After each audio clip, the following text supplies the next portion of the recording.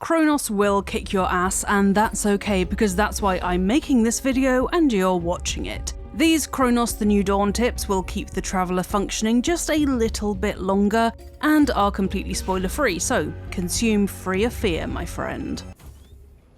It's rare for you to stumble across healing items in Kronos, but on special occasions there is a way to get free full health regen.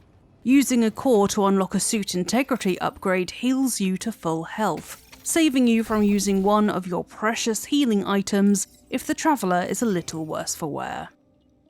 Upgrading your weapons versus your suit takes different resources.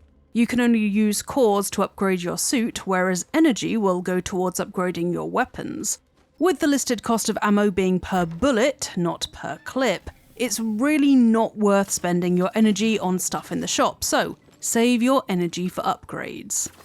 Right off the bat, you'll want to hoard energy until you have 3,000 so you can get the first firepower increase to your handgun as soon as possible.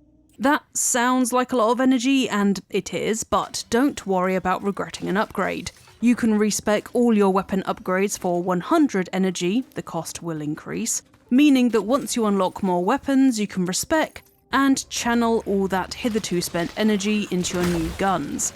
Ditch any guns you're not using from your inventory and put them in storage, as they take up valuable space otherwise.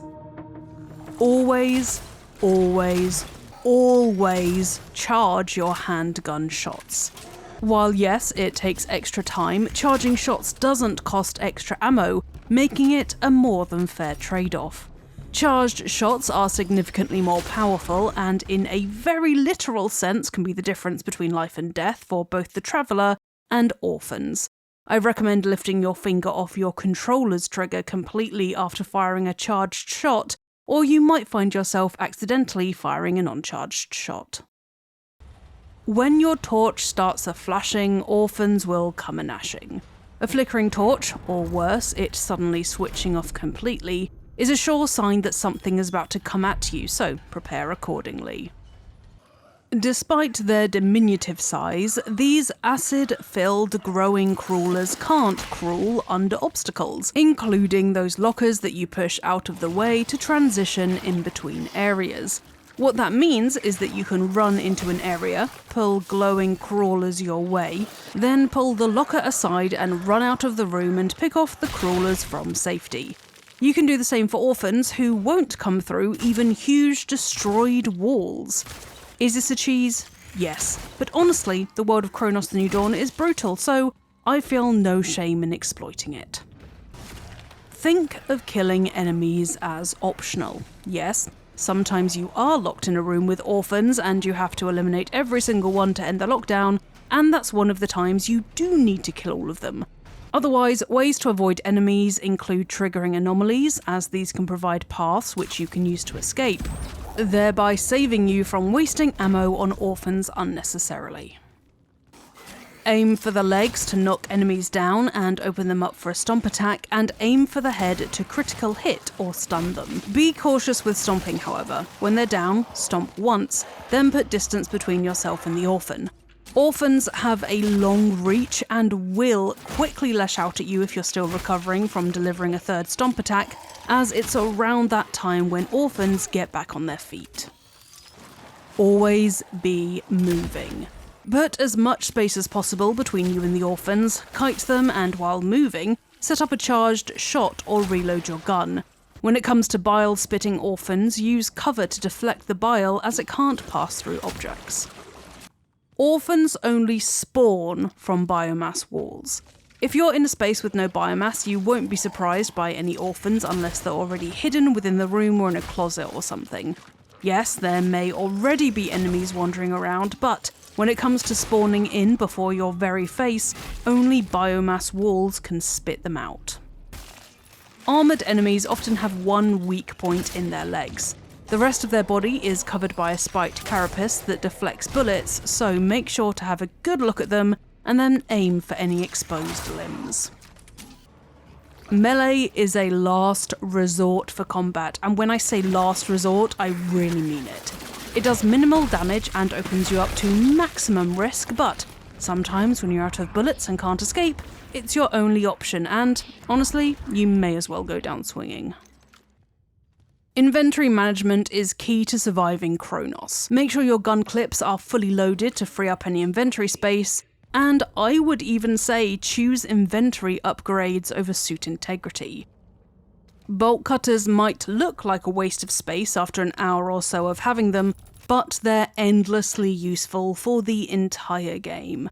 Note also that key items will disappear when they've exhausted their usefulness. As a rule of thumb, if a key item doesn't disappear, it still has some kind of use.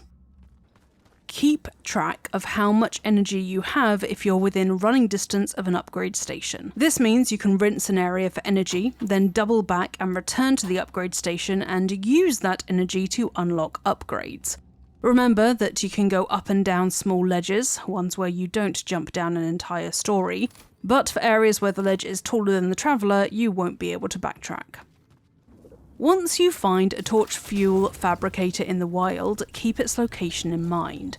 Running back and forth to it is worth the effort to keep your torch charged, as the flames not only burn bodies, and thus prevent merging, but also stun orphans. Also, note that you can craft extra torch charges with metal scraps to bypass the limit of fabricator only giving you one. However, you will have to get to the point where you have 0 charges in your inventory in order to generate another charge from a fabricator. Barrels are impervious to the torch ability.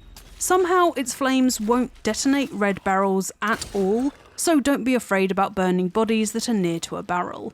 These canisters have a surprisingly small area of effect too. If 2 groups of barrels are spaced any further than 2 meters apart, blowing up one set will not detonate the other. However, just because your torch and even other barrels don't detonate their flammable neighbours, enemies can and will. An orphan's melee attack can make barrels explode, so you can pull orphans near barrels and provoke them into attacking you through one, saving you ammo or saving your life if you're out of ammo. It is tempting to smash small boxes that are grouped together in one swing of your fist, but don't. You stand a higher chance of only getting 1 item if you smash 2 boxes simultaneously. However, if you smash smaller boxes one by one, you're guaranteed to get 1 item per box. And in a game like Kronos, where having enough resources is absolutely everything, I'd recommend this approach. Do you have any other tips that you think could help travellers out? Feel free to pop them in the comments below to help your compatriots out. Like this video if you want to see more content about Kronos the New Dawn, and subscribe to Eurogamer for new videos about video games almost every single day. Now, I am going to go and pet my cats just like the Traveller does, so I'll see you folks next time. Now is a great time to score some incredible games through Humble Choice. Live now through to October 7th, you can grab WWE 2K25, Destiny 2 Legacy Collection, The Plucky Squire, Return to Monkey Island, and more. Whether you're building up your backlog or discovering something new, this is the perfect time to pick up these fan favourites. Plus, every purchase supports a good cause, with this month's featured charity being Team Rubicon. Get a curated mix of PC games every month, all for just £11.49 a month.